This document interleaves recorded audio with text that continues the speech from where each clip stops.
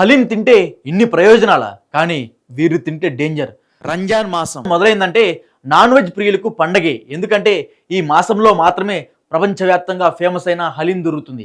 ఈ హలీంను కేవలం ముస్లింలే కాకుండా చాలా మంది కూడా ఎంతో ఇష్టంగా తింటూ ఉంటారు. ఈ హలీం రుచిగా ఉండడంతో పాటు ఎన్నో ఆరోగ్య ప్రయోజనాలు కూడా ఉన్నాయి. అయితే కొంతమంది ఆ హలీంకు దూరంగా ఉండమని ఆరోగ్య నిపుణులు చెబుతున్నారు. మరి హలీం తినడం వల్ల ఎలాంటి ప్రయోజనాలు ఉన్నాయి, ఎవరెవరు ఈ హలీం తినకూడదో తెలుసుకుందాం.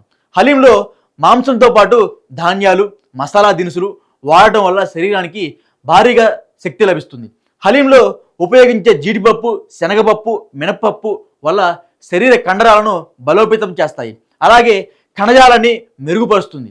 బరువు తగ్గాలనే వారికి హలీం మంచి ఆప్షన్. ఎందుకంటే హలీంలో వాడే గోధుమలలో అధిక మొత్తంలో ఫైబర్ ఉంటుంది. ఇది జీర్ణ వ్యవస్థను మెరుగుపరుస్తుంది.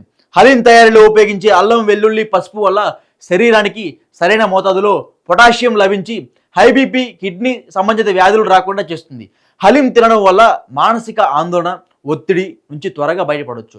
మధుమేహంతో బాధపడేవారు హలీంను చక్కగా తినొచ్చు. ఇందులో ఉండే సోడియం నాడీ వ్యవస్థకు క్రమబద్ధీకరిస్తుంది. కేవలం హలీం మాత్రమే కాదు, ప్రతిరోజు హలీం విత్తనాలు తినడం కూడా మంచిది. ఈ విత్తనాల్లో ఉండే ఐరన్, ఫోలేట్, విటమిన్ సి, ఈ, ఏ, ఫైబర్, ప్రోటీన్ వంటి పోషకాలు అధికంగా ఉంటాయి. ఇవి మీ ఆకలి కోరికలను అతిగా తినకుండా కంట్రోల్లో ఉంచి మీ బరువుని కంట్రోల్లో ఉంచుతాయి. అయితే ఈ హలీంకు కొంతమంది దూరంగా ఉంటేనే ఆరోగ్యానికి చాలా మంచిదని ఆరోగ్య నిపుణులు సూచిస్తున్నారు.